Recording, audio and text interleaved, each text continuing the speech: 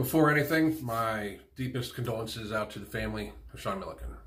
You gotta be so good that they can't ignore you, especially the ones that ain't done shit for you. Yeah, you know exactly what I mean. They stab you in the back and then they ask why you're bleeding. I don't trust words, I trust actions. I don't care what you heard, I'm not slacking. My name is Alan Robertson. This is Every Day Fitness. I'm not going to go through the whole spiel because this is not that kind of video. Before anything, my deepest condolences and most heartfelt sympathies to the family and friends of Sean Milliken, a young man who was 29 years old, passed away due to morbid obesity. He was on the show My 600 Pound Life, which is also on the TLC network, just like Family by the Ton. These are two shows that I think should be on every network. I believe that they should be required watching for young people and for just in general, because they really show the true possible fate of people that allow their weight to spiral out of control due to either food addiction or improperly taking care of themselves. Sean Milliken, from what I read, obviously had a food addiction, but what happened to him could happen to many people that get very overweight. He was 400 pounds when he was a senior in high school, and that's when he became immobile because he hurt his leg. And once a morbidly obese person with a food addiction hurts themselves to the point where they can no longer ambulate, they can no longer move, they can no longer move around, the weight stacks on very quickly.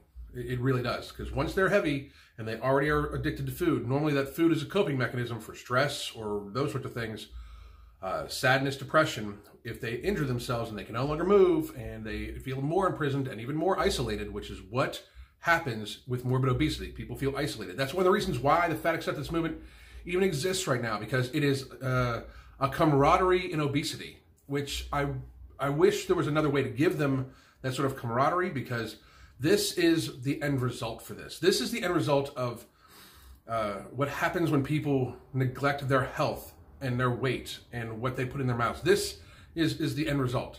Death, an early death that leaves family and friends very upset and wondering what they could have done differently. Now, from what I read, there were some emotional issues dealing with the parents for this young man, and that is a burden that they're going to have to live with.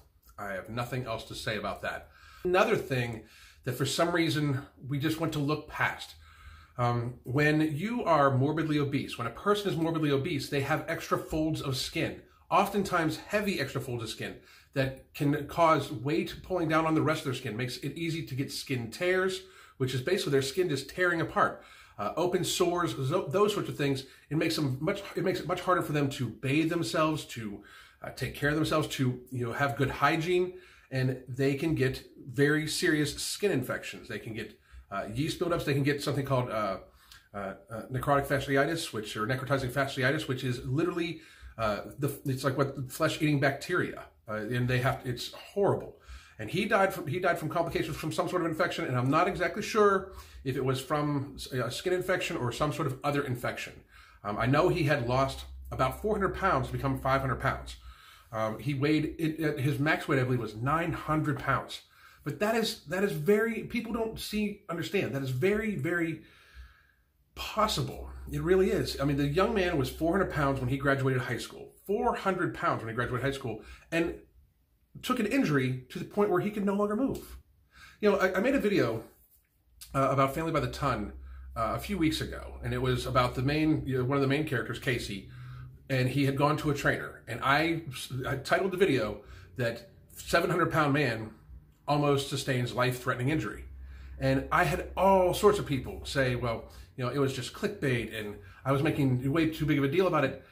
No, I was not. I was very serious, and this is a statement of how we should learn lessons from this young man's death. We should not let this young man die in vain. Dear anybody who knows anybody who is morbidly obese, make them be very careful. Care about them. Try to get them to lose weight, because they could trip on a curb. They could step off the curb wrong, break their ankle, and it could lead to their death, their very early death. They're already on their way. They're already on their way. If you know a person who's 350, 400 pounds, they are putting themselves in an early grave. But if they take an injury, if they sustain some sort of injury to their legs, to their back, which is so easy to happen when you are that size, it can happen just like that. They can step the wrong way. Literally, their own body weight, they can just step too hard the wrong way and crack their ankle. If they become to the point where they are sedentary, where they are bedridden, they will unless under complete medical supervision constantly, they will end up gaining weight. If they have access to food, they will eat it because they are food addicts, and they will gain weight. And then they will be bedridden for a long, long, long time, if not for the rest of their very short life. I have had, in the recent year, in this last 6 months, I have had many people be upset that I'm making so many videos about obesity, that I'm making so many videos about weight loss, fat loss, and the dangers of our obesity epidemic. But it is a fucking epidemic. I had somebody, it was a very interesting point. I had somebody point out to me on YouTube, watch a video, watch the video of the opening day of Disneyland. The opening day of Disneyland in Orlando. Because they have that on YouTube. You can go back and watch it. And look at the kids. There's not one fat kid. I mean, you don't see any kids that are overweight. Now, almost every kid you see has a little bit of extra weight on them. Our society is becoming ill, and accepting the illness is is making it worse. It's propagating this to the point that we are literally killing ourselves with food.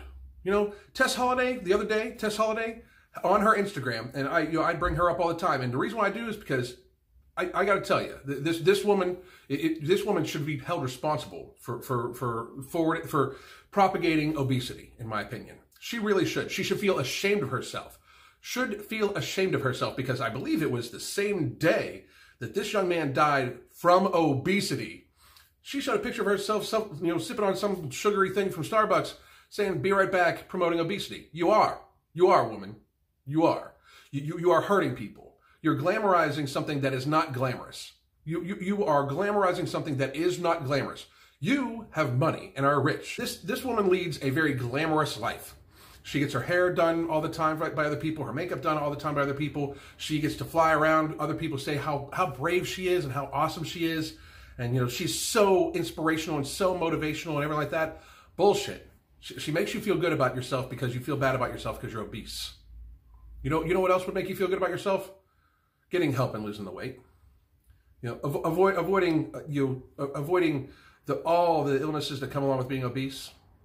And I'm sorry that this video is like this. And I'm sorry I had to make this video. I'm sorry. To the people that get sick of me making obesity videos and videos on fat acceptance and all that shit, I apologize to you. I wish it could be different too. But since there's so many people trying to make it be, a totally normalized thing to be morbidly obese, and there's nothing wrong with it, and saying to the point where if you say anything about it, you're fat phobic and there's something wrong with you. You can call me whatever you want, and you know what? You're right. I am fat phobic. I'm terrified of being morbidly obese. You know why? Because I've seen what happens to people. I've seen what it does to their legs. I've seen the pitting edema on your photos, Tess, but I've seen the pitting edema on people that end up with diabetes and have circulation issues and the sores that happen and the amputation of toes. I've seen this shit. You can call me fat phobic all you want. I'm fucking terrified. For real. I'm terrified of that shit. So I'm terrified for me. I'm terrified for any member of my family. I'm terrified for any of my friends. I'm terrified for my clients that are morbidly obese. I love all you motherfuckers, and I'll do anything for you. I'm terrified of it. Terrified, because you know why? Being obese is something you should be fucking afraid of. You should be terrified. You should be phobic of it. You should be scared to fucking death to be 350, 400 pounds, because you could roll your ankle at any given time and end up weighing 600 pounds and in an early grave. You should be fucking terrified, people. You should be terrified of being obese. You know why? Because that is death. That is death. You should be fucking terrified of it. I'm sure this young man who passed away was terrified of it, and I'm sure when his family saw what was happening to him, I'm sure they were terrified of it too. So when anybody tries to glamorize or normalize obesity, especially morbid obesity and what it can do to people, you're goddamn right I'm going to say something. It's bullshit. And I will not stand for it, because too many people suffer from this shit. Too many people lose family. Too many people lose family. Too many people lose parents. Too many people lose their children. Too many people lose their friends. I will say whatever the fuck I want to say about it. You know why? Because as long as you motherfuckers keep acting like it is totally normal and it is perfectly fine to be morbidly obese and keep shoving food in your face and hurting people and saying, you know, don't judge me, but you know, you can't tell if I'm healthy by looking at me. Yes, I fucking can. Yes, anybody fucking can. Let's not suspend our logic. Let's not suspend actual facts. Let's be real. You want fat acceptance? Call it what it is. Call it morbid obesity acceptance. You can call it what it is, and I'm fine with it. You know what? Because if a person just says, hey, I'm an alcoholic, accept me for being an alcoholic, I'll accept the person. Doesn't mean I have to prove it, but I'll accept it. But at least you're calling it what it is.